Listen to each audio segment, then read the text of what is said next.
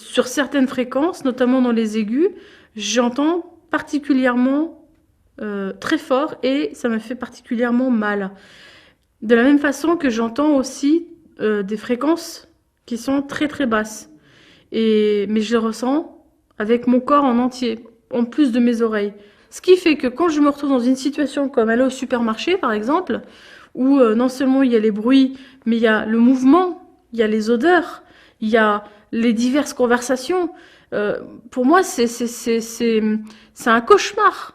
Et je me sens comme dans une espèce de tourbillon où j'ai le vertige et je peux tomber dans ces moments-là. Et ça m'est déjà arrivé en plein supermarché ou de tomber ou d'abandonner mon caddie en plein milieu et dire je me barre. Je suis épuisée. Quand j'entends un bruit fort de voiture, d'aspirateur, je peux pas supporter, je peux pas encaisser ce bruit, je peux pas l'arrêter matériellement. C'est comme s'il me traversait le corps. Et je peux pas y échapper, c'est comme si on vous labourait le corps et ça fait peur parce que on est pris au piège et on n'a plus qu'à attendre que le bruit passe en souffrant quoi. On se sent traversé, on se sent perméable. On n'a pas de carapace. Parfois, je souffre d'hyperacousie, c'est-à-dire que les sons, c'est comme si j'avais l'impression d'être dans une caisse de résonance. C'est-à-dire les bruits me parviennent multipliés par 10, par 100, parfois même le cuicui d'un oiseau devient absolument insupportable. Eh bien, ça me fait l'effet d'avoir des allumes-cigares à chauffer à blanc dans les oreilles. C'est très très douloureux. Autre moment très problématique, les sonneries à l'école. Il y avait vraiment une sonnette à l'ancienne, extrêmement violente. Donc c'est un moment traumatisant. Quand je faisais mes études pour l'agrégation, par exemple, j'avais besoin d'être très concentrée et le moindre bruit me perturbait. Et j'avais des bouchons que j'ai toujours, hein, je les mets toujours souvent. Et j'avais acheté un casque anti-bruit. Au restaurant, c'était l'exemple d'endroits, de lieux fatigants parce qu'il y avait beaucoup de stimuli visuels et beaucoup de stimuli auditifs. Donc, du coup, il fallait tout régler. C'est un peu comme s'il fallait mettre des paramètres, il fallait tout paramétrer pour que ce soit le plus efficace possible. En fait, je pense que c'est comme si on ne pouvait pas faire le tri de l'utile et de l'inutile. Donc du coup, toutes les informations arrivent, elles sont toutes traitées en même temps et on a du mal peut-être à faire le tri avec ce qu'on doit vraiment traiter. Tout ce bruit, tous ces sons, c'est extrêmement difficile à faire le tri. Alors quand vous avez en plus une personne qui vous parle à côté, qui attend une réponse, mais c'est à hurler des fois. La couleur rouge va me donner la sensation d'avoir comme si on me plantait des aiguilles dans les yeux, une sensation de pic au niveau de mon globe oculaire. Le bleu, c'est pareil, dire que c'est ma couleur préférée, c'est surtout la couleur qui me convient au niveau perceptif. Au niveau auditif, quand je suis dans un environnement comme dans ma chambre où tout est bleu, même le plafond, eh ben, auditivement, c'est très apaisant pour moi parce que j'ai l'impression d'être sous l'eau quand tout est tamisé en fait au niveau sonore. Mon corps est extrêmement présent dans ma vie quotidienne. Je veux dire, je peux absolument pas l'oublier par toute une série d'hypersensibilités. Je veux dire, je sens mes rythmes corporels de manière extrêmement lourde. Chez la plupart des gens, j'ai envie de dire, le corps se tait. On l'oublie, on vit. Et moi, il se tait pas vraiment. C'est toujours là, ça bourdonne vraiment sous ma peau de manière permanente et de manière... je peux pas le faire taire. Et ça joue vraiment un très grand rôle, ne serait-ce que pour m'organiser dans ma vie quotidienne. Au niveau des textures des vêtements, c'était très critique pendant mon enfance. Je ne pouvais pas porter beaucoup de vêtements. Et même actuellement, j'ai un certain type de vêtements, une garde-robe, je veux dire, fixe ou semi-fixe, avec des vêtements que je porte depuis de longues années et que je connais un peu.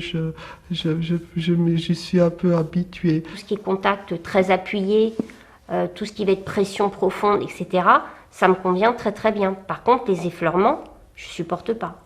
Il se trouve qu'à une certaine époque, je ne supportais pas le contact physique et je dessinais même des personnes sans bras. C'est vrai que je n'avais pas l'habitude d'embrasser beaucoup les gens. Ça peut blesser des gens, en fait, de faire un grand bond quand la personne veut vous tapoter dans le dos tout gentiment. Par contre, je peux aussi être en hyposensibilité et là, ne rien sentir du tout quand je me gratte, par exemple, je peux aller jusqu'au sang. sans m'en apercevoir. Quand vous avez sur votre table un carreau lumineux qui se dessine, comment est-ce que vous voulez réfléchir ou travailler ou écouter la prof dans de telles conditions? C'est à peu près impossible. Je restais dans la cour, je voyais là, les feuilles mortes que le vent poussait.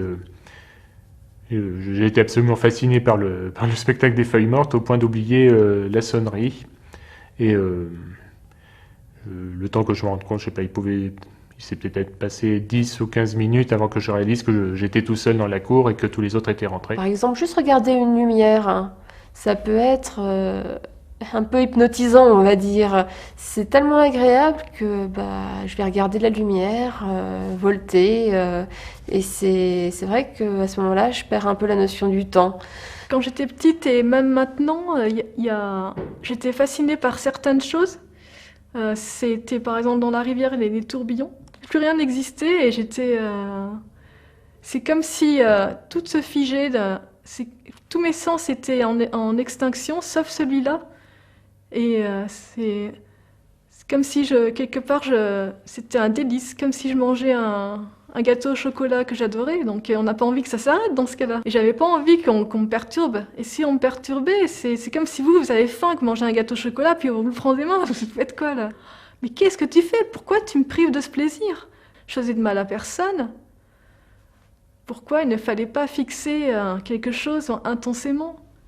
Et puis ça fait partie des petites choses qui peuvent rendre, moi, une petite chose comme ça peut m'éclairer une journée en entier, quoi. Ou par exemple un arc-en-ciel ou quelque chose comme ça peut carrément me faire du bien pour la journée. Quand j'étais petite, quand j'avais 8 ou 9 ans, je prenais le métro avec ma mère.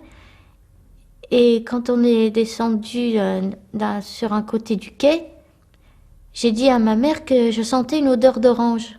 Mais elle a regardé autour d'elle, elle a dit, il n'y a pas d'orange. On est allé tout au bout du quai, il y avait une dame qui était en train d'éplucher une orange. Et une personne qui m'a dit que j'aurais dû être née, la personne qui fabrique les parfums. J'ai mangé récemment pour la première fois de ma vie un repas japonais et c'était une explosion de saveurs à l'intérieur de ma bouche, si bien que je ne l'ai pas ressenti qu'avec la bouche. Je l'ai ressenti avec mon nez, avec ma peau, avec mon intellect. Je l'ai ressenti comme quelque chose de multidimensionnel. C'est comme un ouragan, en fait, de choses qui viennent vous percuter de face et ça peut être pris comme quelque chose de très angoissant et ça peut être aussi quelque chose de magique quand on arrive à l'apprivoiser. Quand j'écoute de la musique, je l'écoute aussi avec mes yeux et du coup mes oreilles et mes yeux sentent un sens en soi. Et du coup, je ne vois pas les choses de la même façon que vous. Une couleur, pour moi, une lumière, n'a pas la même dimension, puisque pour moi, une couleur ou une lumière a un son, quelque part. Je perçois la musique comme si chaque terminaison nerveuse de mon corps était un instrument différent. C'est un peu plus comme ça que je l'aperçois. Donc du coup, il va y avoir tel instrument qui va être là, tel instrument qui va être là, tel instrument qui va être là, tel instrument qui va être là, et ça fait un ensemble, en fait. Ça fait que je le perçois à travers le corps, la musique. Je peux même dire que je ressens du bleu en écoutant une musique. Et ressentir du bleu. J'ai pas dit voir du bleu. Ressentir. Je me sens bleu. C'est assez bizarre, quoi. C'est inexplicable.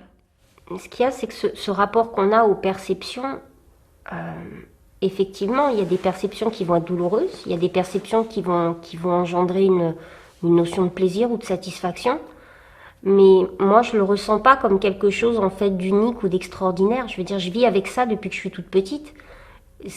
À la limite, ce qui m'a le plus surprise, ça a été d'apprendre que les autres ne ressentaient pas forcément les mêmes choses.